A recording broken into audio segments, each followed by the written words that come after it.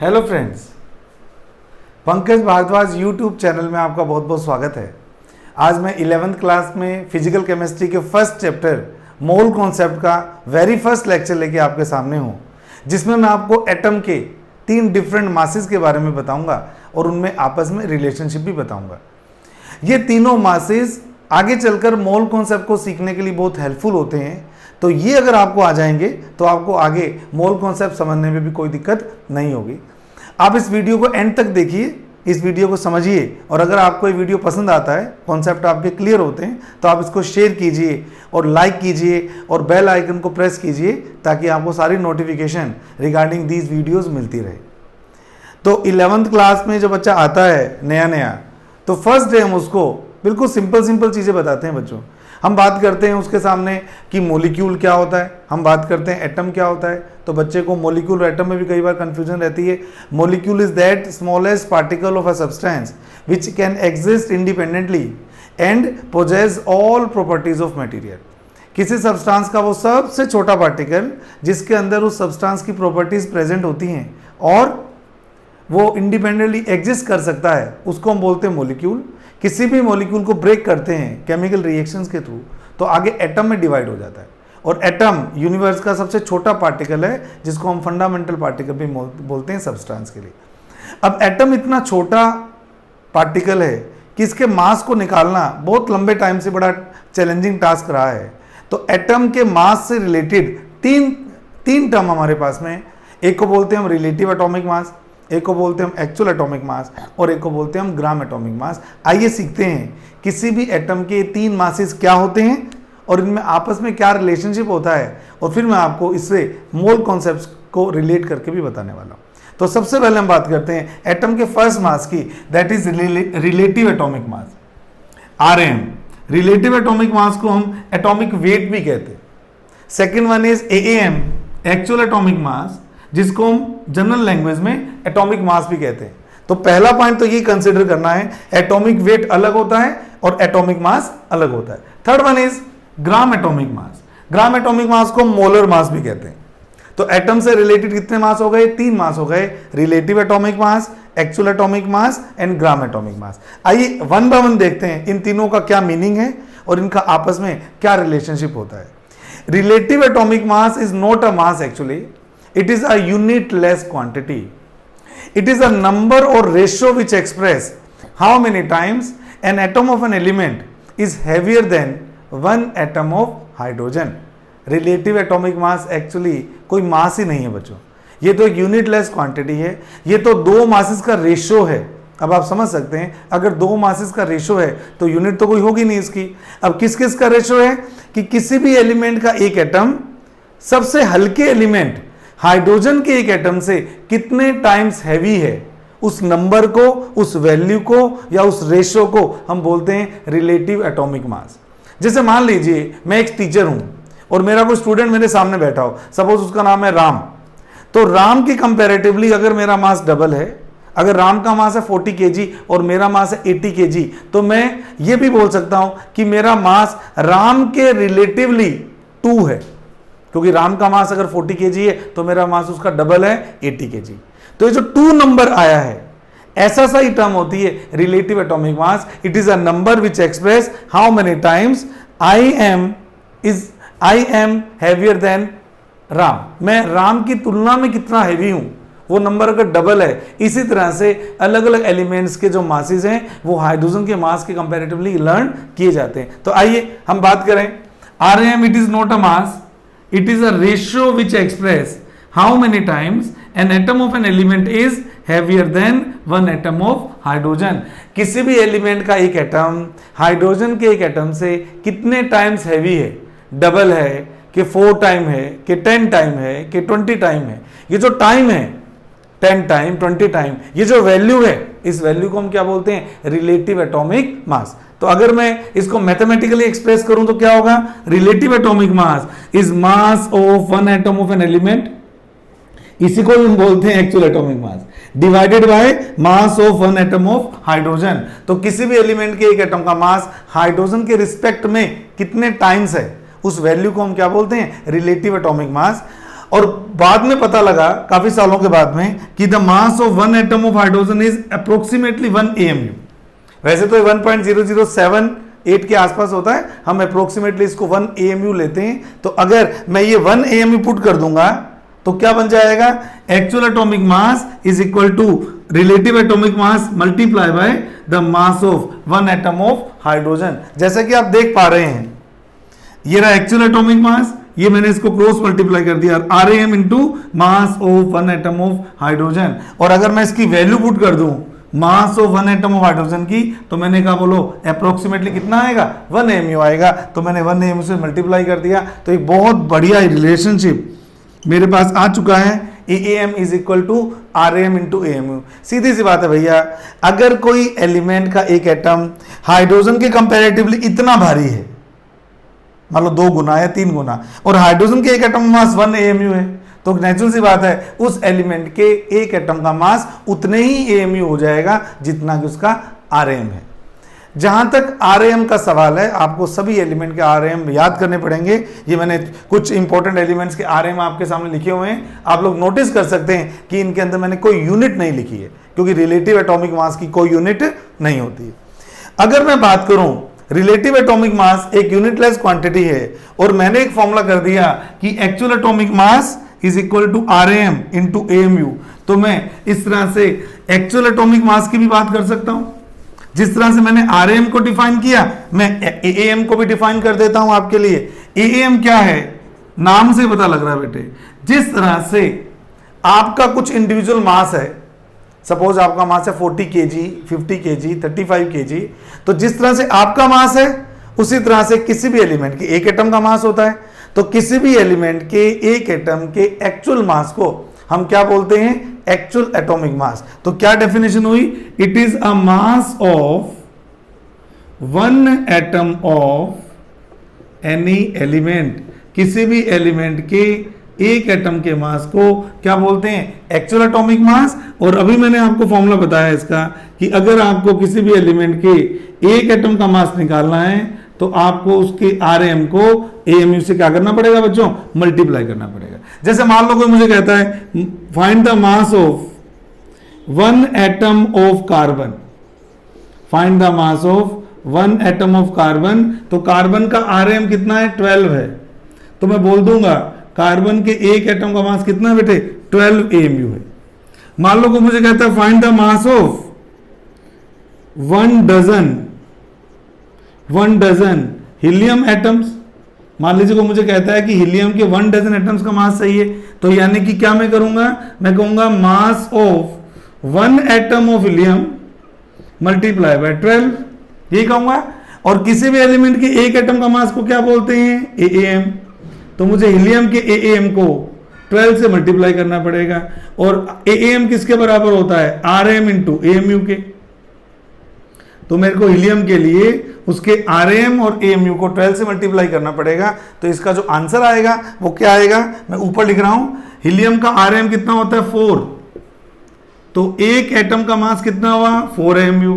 तो 1 डजन का पूछा है बेटे, 12 से मल्टीप्लाई कर दिया, तो क्या मैं कह सकता हूं हीलियम के 1 डजन एटम्स का मास कितना होगा, 48 AMU हो जाएगा। यानी कि अगर आपको AM पता है तो आपको किसी भी एलिमेंट के एक एटम का मास पता है, और अगर आपको एक एटम का मास पता है और कितने मर्जी एटम का मास आपसे पूछेगा तो उस पर्टिकुलर नंबर को आप उस वैल्यू से मल्टीप्लाई कर देंगे। और वो वैल्यू कैसे आएगी, एक एटम का मास, आपको उसके लिए उसका RAM याद करना पड़ेगा और RAM को AMU से मल्टीप्लाई करना पड़ेगा। जैसे ही आप किसी एलिमेंट के RAM को AMU से मल्टीप्लाई कर देते हैं तो वो AAM बन जाता है। और AAM का मीनिंग क्या होता है, किसी भी एलिमेंट के एक एटम का मास। तो AAM क्या है, किसी भी एलिमेंट के एक एटम का मास है। ये आता कैसे है, RAM को AMU से मल्टीप्लाई करके। तो हमने हम 2 मैसेज की बात की। अब मैं आना चाहता हूं आगे और मैं बताना चाहता हूं आपको GEM क्या होता है। मैं आपको बताना चाहता हूं कि GEM क्या होता है, जिसको हम बोलते हैं ग्राम एटॉमिक मास। अब मैं बात कर रहा हूं तीसरे मास की, दैट इज GEM, जिसका फुल फॉर्म है ग्राम एटॉमिक मास, जिसका फुल फॉर्म है ग्राम एटॉमिक मास। तो ये क्या है GEM, ये है mass of Avogadro number of mass of Avogadro number of atoms of an element. किसी भी एलिमेंट के एवोगैड्रो नंबर के बराबर एटम्स के मास को जीएम कहते हैं। और अगर आपको एवोगैड्रो नंबर नहीं पता, अगर आपको एवोगैड्रो नंबर नहीं पता तो मैं ऊपर लिख रहा हूं, एवोगैड्रो नंबर को हम Na से डिनोट करते हैं और इसकी वैल्यू होती है 6.022 इंटू 10⁻23। इतने बड़े नंबर को हम क्या बोलते हैं? एवोगैड्रो नंबर बोलते हैं। तो इतने सारे एटम्स का मास निकालने के लिए क्या आपको पहले एक एटम का मास नहीं निकालना पड़ेगा? मैंने अभी आपको थोड़ी देर पहले बोला था, आपसे कितने मर्जी एटम्स का मास पूछ ले तो सबसे पहले तो आपको कितना मास निकालना पड़ेगा? एक एटम का मास निकालना पड़ेगा। तो मैं क्या करूं? क्या मैं ठीक कर रहा हूं कि मास ऑफ वन एटम, उस एलिमेंट के पहले एक एटम का मास तो निकालो, फिर उस मास को मैं एवोगैड्रो नंबर से मल्टीप्लाई कर दूंगा तो मेरे पास क्या आ जाएगा? उस एलिमेंट का जीएम आ जाएगा। और जहां तक एक एटम के मास का सवाल है, मैं वापस बोल रहा हूं, उसको हम क्या बोलते हैं? एएम। तो मुझे एएम को 6.02 इंटू 10⁻20 से मल्टीप्लाई करना पड़ेगा। और एएम किसके बराबर होता है? आरएम इंटू एएमयू के बराबर होता है। तो मुझे आरएम और एएमयू के मल्टीप्लाई को 6.022 10⁻20 से मल्टीप्लाई करना पड़ेगा। बच्चों जनरली जीएम बताए जाते हैं ग्राम्स में। तो हम क्या करेंगे? मान लीजिए आपको कार्बन का जीएम पूछा है इसने, तो कार्बन का आरएम 12 है, एएमयू को ग्राम में कन्वर्ट कर लेते हैं, 1.66 ये लिखा हुआ है इंटू 10⁻24 ग्राम।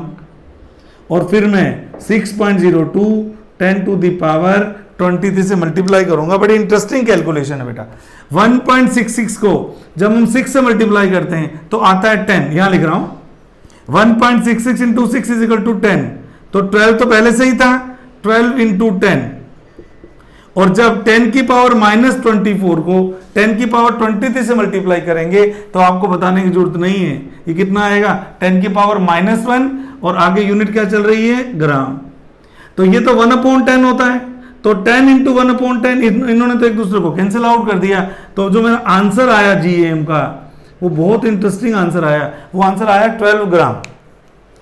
तो कितनी इंपॉर्टेंट बात है कि अगर आपको पता है कि कार्बन का आरएम 12 है तो उसका एएम कितना होगा? क्या फॉर्मूला बताया था मैंने? AM is equal to RM into AMU. तो अगर कार्बन का आरएम 12 है तो उसका एएम कितना होगा? 12 एएमयू होगा, वैल्यू 12 ही रहेगी। और अगर मैं उसका जीएम निकालूंगा तो मैंने अभी आपको कैलकुलेशन से बताया, नेट आंसर अभी भी कितना आ गया? 12 ग्राम आ गया। यानी कि वैल्यू तो आपको अलग अलग लर्न नहीं करनी, अच्छी बात ये है। यूनिट अगर चेंज होती जाएगी तो आरएम, एएम और जीएम ये आपस में एक दूसरे में कन्वर्ट होते जाएंगे। तो अगर मैं आपको ये कहूं किसी भी एलिमेंट के लिए अगर आपको आरएम, एएम और जीएम फाइंड करना है, सपोज मैं कार्बन की बात करता हूं, कार्बन 12 वाले की, अगर मैं कार्बन की बात करता हूं तो कार्बन के तीनों मासेस मेरे सामने हैं, relative atomic mass, actual atomic mass and gram atomic mass. और आप देख पा रहे हैं कार्बन का आरएम तो मैंने बोला था लर्न करना पड़ेगा, लेकिन बाकी दोनों वैल्यूज आप आराम से निकाल सकते हैं। ये तो हो गया 12 एएमयू और अभी आपने निकाला ये क्या हो गया? 12 ग्राम। तो अगर मैं आपसे ये पूछना चाहूं कि अगर मेरे को आरएम पता और एएम निकालना हो तो फॉर्मूला क्या लगाया? ये आपने फॉर्मूला डिराइव किया था अभी थोड़ी देर पहले, RM is equal to AM is equal to RM into AMU. और अभी आपने थोड़ी देर पहले देखा कि अगर आपको जीएम भी निकालना पड़ेगा तो वो भी आरएम को ग्राम से मल्टीप्लाई करके आपका क्या आ जाएगा? जीएम आ जाएगा। तो इस तरह से ये तीनों मासेस आपके दिमाग में एकदम क्लियर होने चाहिए, एकदम क्लियर होने चाहिए कि एटम के कितने मासेस होते हैं। डिफाइंड है 3 मासेस। पहले का नाम क्या है? आरएएम, दूसरे का नाम क्या है? एएम, तीसरे का नाम क्या है? GM. RM is not a mass, it is a ratio which express how many times an atom of an element is heavier than one atom of hydrogen. RM कोई मास नहीं है, ये तो एक रेशियो है जो ये बताता है कि किसी भी एलिमेंट का एक एटम हाइड्रोजन के एक एटम से कितने टाइम्स हैवियर है। मान लो किसी का आरएम है 20, तो वो एटम हाइड्रोजन से 20 टाइम्स हैवी है।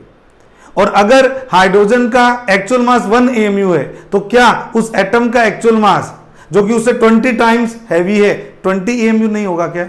बस इस तरह से हम AAM निकाल सकते हैं। और Na या अवोगाड्रो नंबर के बराबर एटम्स के मास को हम क्या बोलते हैं? GAM बोलते हैं। और इसकी वैल्यू भी कैसे आती है? RM की वैल्यू को ग्राम से मल्टीप्लाई करके। तो अगर मैं एक्चुअल मासेस की बात करूं तो मैंने भी आपको 2 ही मासेस बताए हैं, बहुत ध्यान से सुनिएगा, AAM और GAM। AAM कितने एटम्स का मास होता है? 1 एटम का। GAM कितने एटम्स का मास होता है? एवोगाड्रो नंबर के बराबर एटम्स का। AAM की वैल्यू कैसे आती है? RM इंटू AMU से। GAM की वैल्यू कैसे आती है? RM इंटू ग्राम से। इस तरह से आप AAM और GAM पे जितना फोकस करेंगे तो कुछ छोटे छोटे क्वेश्चंस में अगर मैं आपको देता हूं तो उसके आंसर आप बड़े आराम से कर सकते हैं। आइए कुछ प्रैक्टिस के लिए मैं आपको क्वेश्चन दे रहा हूं RM के ऊपर, AAM के ऊपर और GAM के ऊपर। पहला क्वेश्चन मैं अगर आपको कहूं तो कहता है find the mass of 20 atoms of calcium. क्या कहता है? फाइंड द मास ऑफ, पहला क्वेश्चन है बिल्कुल सिंपल सा।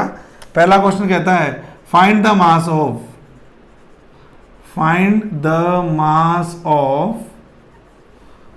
20 एटम्स ऑफ कैल्शियम। चलिए अभी देखते हैं।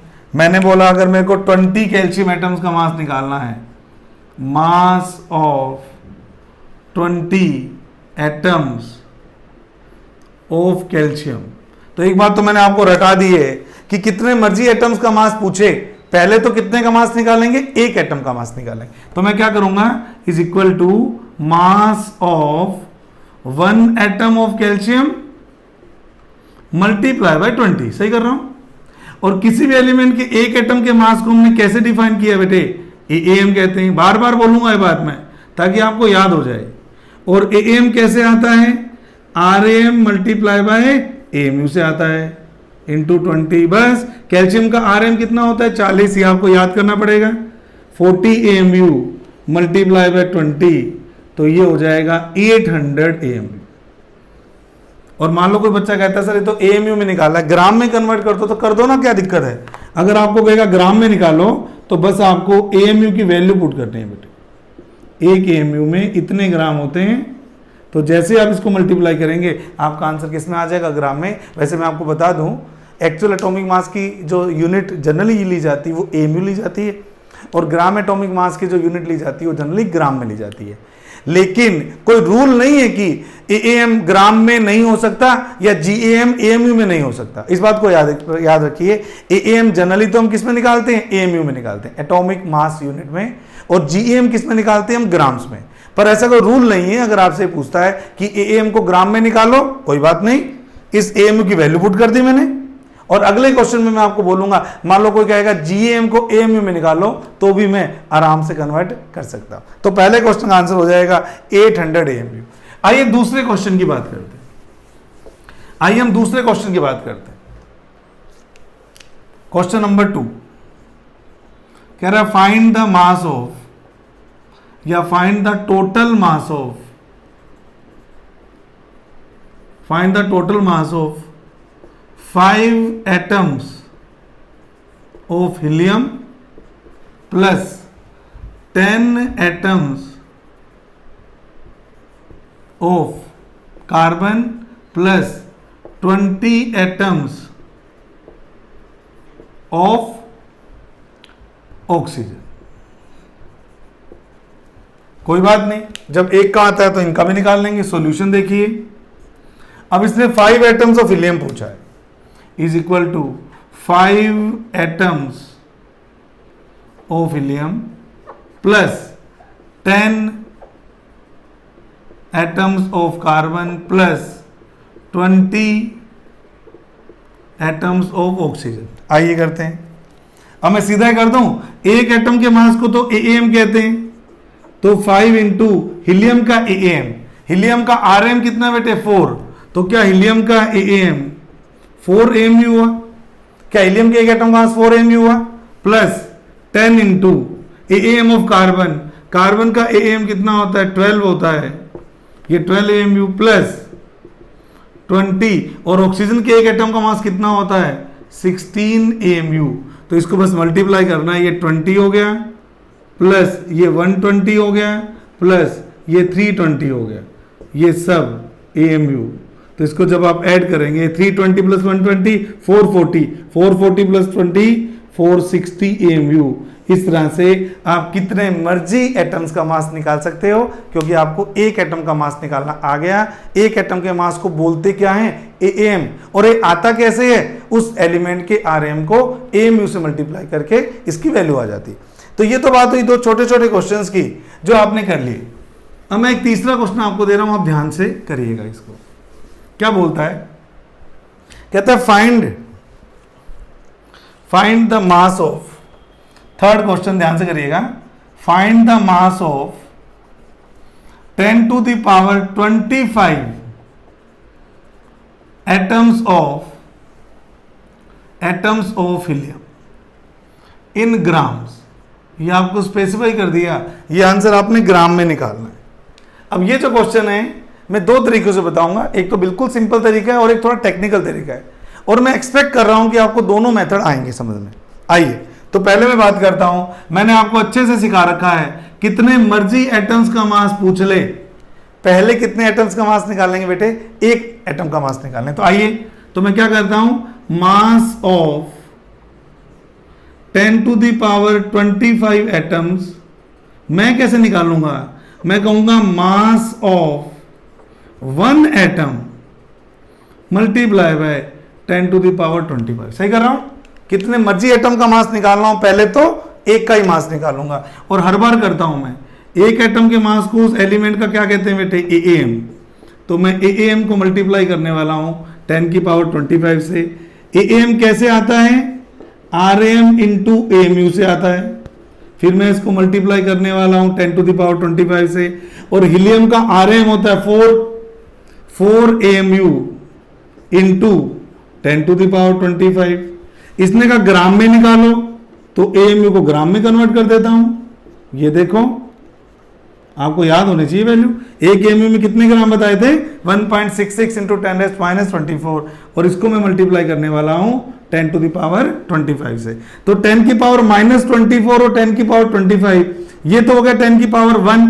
तो क्या हो गया, 4 into 1.66 into 10 is equal to 6 4 24, 6 4 24, 26, 6 and 4 1 4 and 6.64 into 10। तो ये आंसर आपका अप्रोक्सीमेटली आता है 66.4 ग्राम।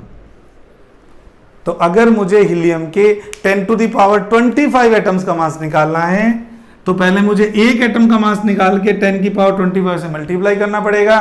किसी भी एलिमेंट के एक एटम के मास को AAM कहते हैं, AAM को 10 की पावर 25 से मल्टीप्लाई करना पड़ेगा। AAM होता है RAM इंटू AMU, इसको 10 की पावर 25 से मल्टीप्लाई करना पड़ेगा। हीलियम का RAM होता है 4 AMU इंटू 10 की पावर 25। क्योंकि इसने क्वेश्चन में बोल दिया ग्राम में निकालिए, तो मैं AMU की वैल्यू पुट कर रहा हूं, और मैं बोल चुका हूं कि एक AMU में कितने ग्राम होते हैं, 1.66 इंटू 10 to the power -24 ग्राम होते हैं। तो ये वैल्यू मैंने यहाँ पुट कर दी, और कैलकुलेट करने के बाद में मेरा आंसर आ गया 66.4 ग्राम। तो ये तो बिल्कुल सिंपल तरीका हो गया, जिस तरह से मैंने 1 डजन एटम्स का मास निकाला था, उसी तरह मैं इतने सारे एटम का मास भी कॉन्सेप्ट यूज करके निकाल सकता हूं। ये तो फर्स्ट मेथड हो गया। और जिन बच्चों को थोड़ा सा टेक्निकल समझ में आ जाएगा, उनको सेकेंड मेथड भी क्लियर हो जाएगा। आइए देखते हैं, आंसर आप याद रखिएगा 66.4। अब मैं एक और तरीके से मैं इसको करने वाला हूं, मेरी बात ध्यान से सुनिएगा। क्या मैंने आपको GAM का मतलब सिखा दिया है? हाँ सिखा दिया है। तो GAM का मतलब क्या है, मास ऑफ Na एटम्स। ठीक है, बोला था मैंने, एवोगैड्रो नंबर के बराबर एटम्स के मास को GAM कहते हैं। और इसकी वैल्यू भी मैंने सिखाई है आपको। इसकी वैल्यू कैसे आती है, RAM इंटू ग्राम। तो ये दोनों बातें आपको याद रखनी। तो इन दोनों को रिलेट भी कर देता हूं, कैसे, मैं कह सकता हूं कि 6.022 इंटू 10 की पावर 23 एटम्स का जो मास है वो हीलियम के लिए RAM 4 ग्राम के बराबर है। देखो अच्छी तरह से, मैंने आपको GAM के दो मीनिंग बताए थे।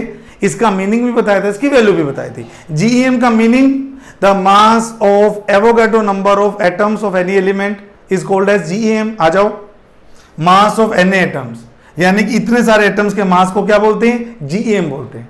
फिर मैंने इसकी वैल्यू भी डायरेक्ट बता दी आपको कैसे आती है, RAM को ग्राम से मल्टीप्लाई करके। तो हीलियम का RAM है 4 और ग्राम के मल्टीप्लाई कर दिया, तो क्या मैं कह सकता हूं इतने सारे एटम्स का मास 4 ग्राम है। दोनों क्वांटिटी है तो GeM ही, ये काउंटिंग में GeM का मतलब बता रहा है और ये आपको मास में GeM का मतलब बता रहा है। तो इतने सारे एटम्स का मास अगर 4 ग्राम है तो क्या आप 10 की पावर 25 एटम्स का मास नहीं निकाल सकते क्या? आइए निकालते हैं। अगर इतने सारे एटम्स का मास 4 ग्राम है तो आप मुझे बताइए 1 एटम का मास कितना होगा?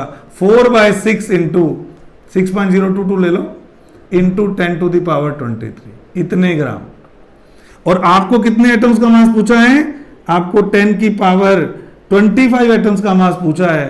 तो बस इसको आप मल्टीप्लाई कर देंगे 23 को 10 की पावर 25 से। तो मैं क्या करूं, 10 की पावर 25 को 10 की पावर 23 से कैंसिल करूंगा तो ऊपर हो जाएगी 10 की पावर 2 और नीचे 6.02।